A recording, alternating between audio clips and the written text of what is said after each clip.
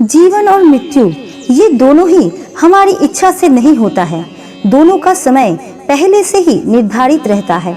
जिसका जन्म हुआ है उसको एक दिन इस दुनिया को छोड़कर जाना ही होगा, फिर चाहे उसकी इच्छा हो या ना हो। जीवन और मृत्यु आपकी सोच के हिसाब से नहीं होता है। यह कोई अमर होकर नहीं आता है। ये सब कुछ मोह माया है जो इंसान को सांसारिक बंधन से मुक्त ही नहीं होने देता है। मनुष्य की आखिरी सांस तक मोह ही उसे अपने वश में करके रखती है। जब मनुष्य की सांसें थम जाती है उसके बाद ही वो संसार के सारे बंधनों से मुक्त हो पाता है। फिर मरने वाला व्यक्ति तो बंधनों से मुक्त हो जाता है, लेकिन उसके परिजनों के बंधन और बढ़ जाते हैं। ऐसा इसलिए क्योंकि मरने के बाद बहुत सारे नियमों का पालन करना होता है। अगर इन नियमों का पालन ना किया जाए तो ऐसा माना जाता है मृत व्यक्ति को मोक्ष की प्राप्ति नहीं होती है और उसकी आत्मा यही धरती पर ही भटकती रह जाती है। चिकित्सा विज्ञान हमें बताता है कि मृत्यु होते ही हमारे दिल की धड़कन रुक जाती है, दिमाग काम करना बंद कर देता है और शरीर कठोर हो जाता है। कुल मिलाकर शरीर का सारा प्रक्रिया बंद हो जाता है। इसी वजह से मृत्यु होने के बाद शरीर में कई बदलाव तुरंत देखने को मिलते हैं, लेकिन हमारी आंखें तब भी काम करती रहती है। अलग अलग धर्म में मरने के बाद जो नियम होते हैं वो अलग अलग होते हैं। जो जिस धर्म का है उसका उसी धर्म के अनुसार ही अंतिम संस्कार किया जाता है। अगर हम बात करें हिंदू धर्म की, तो हिंदू धर्म में मरने के बाद मृत शरीर का अंतिम संस्कार किया जाता है। इसके बाद तेरहवीं का आयोजन किया जाता है, जिसमें लोगों को भोजन के लिए आमंत्रित किया जाता है। वही मुस्लिम वर्ग में मरने के बाद अलग नियमों का पालन किया जाता है। मृत्यु के बाद क्या होता है और आत्मा 24 घंटे बाद अपने घर वापस क्यों आती है, और मृत्यु के बाद 13वीं क्यों मनाई जाती है, या फिर 13 दिनों तक मृत व्यक्ति की आत्मा घर पर क्यों रहती है। दोस्तों, स्वागत है हमारे चैनल में। वीडियो को शुरू करने से पहले हमारे चैनल को लाइक एंड सब्सक्राइब जरूर करना और वीडियो को अंत तक जरूर देखना, और मृत्यु को लेकर आपका क्या विचार है कमेंट्स में जरूर बताना। नंबर 1, भगवान मौत से कुछ घंटे पहले इंसान के पैरों के नीचे से 8 शूल चक्र निष्क्रिय कर देते हैं।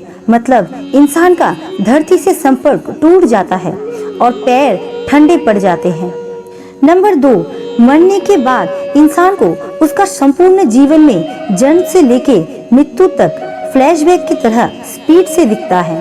अकॉर्डिंग टू साइंस ये सपना लगभग 7 मिनट का होता है।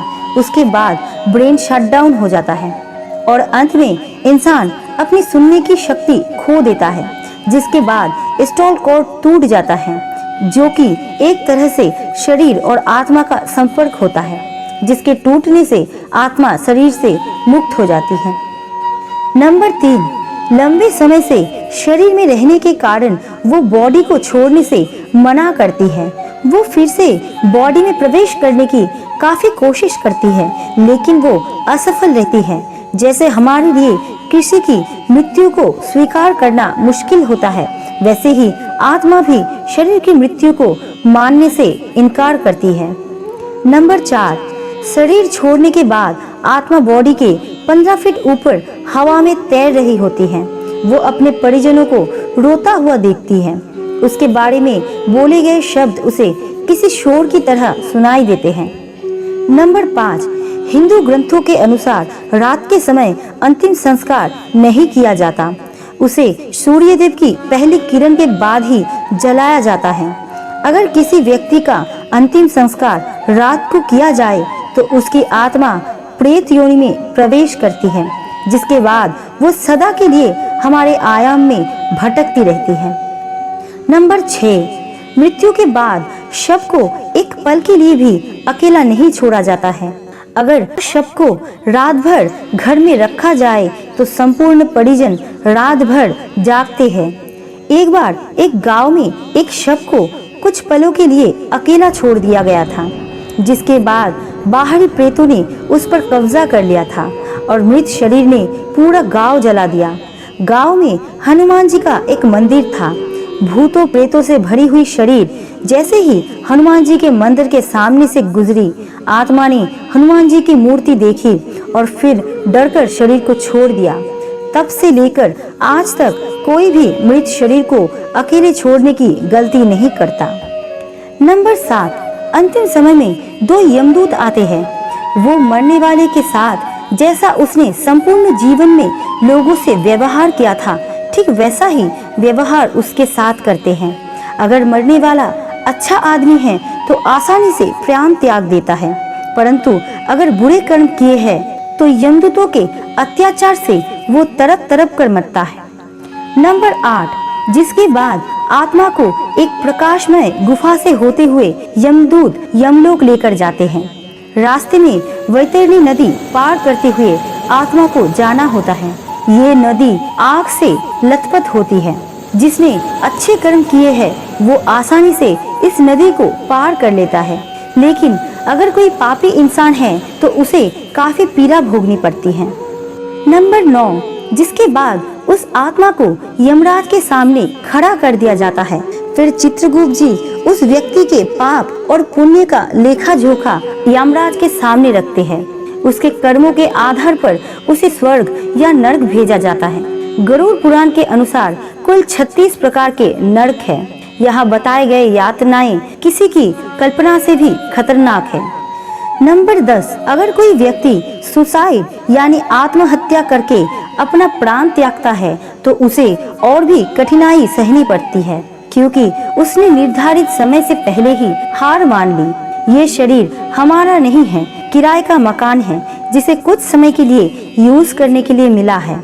ये शरीर मिट्टी का है और एक दिन मिट्टी में ही मिल जाएगा। नंबर 11, गरुड़ पुराण के अनुसार हमारे वास्तविक जीवन में किए गए हमारे कर्म ही हमें स्वर्ग या नरक दिलाते हैं। उसके बाद अगर कोई साधु तपस्वी है तो उसे मोक्ष की प्राप्ति हो जाती है। भगवत गीता में भगवान श्री कृष्ण ने कहा है, आत्मा ना तो पैदा होती है और ना ही वो मरती है, वो तो सिर्फ वस्त्र की तरह एक शरीर से दूसरे शरीर में प्रवेश करती है। मृत्यु तो केवल शरीर की होती है, आत्मा की नहीं। जीवन मृत्यु का चक्र यूं ही चलता रहता है। दोस्तों, आपको ये वीडियो कैसे लगे कमेंट्स में जरूर बताना, और अच्छे लगे तो चैनल को लाइक एंड सब्सक्राइब जरूर करना। आपका कीमती समय देने के लिए दिल से शुक्रिया।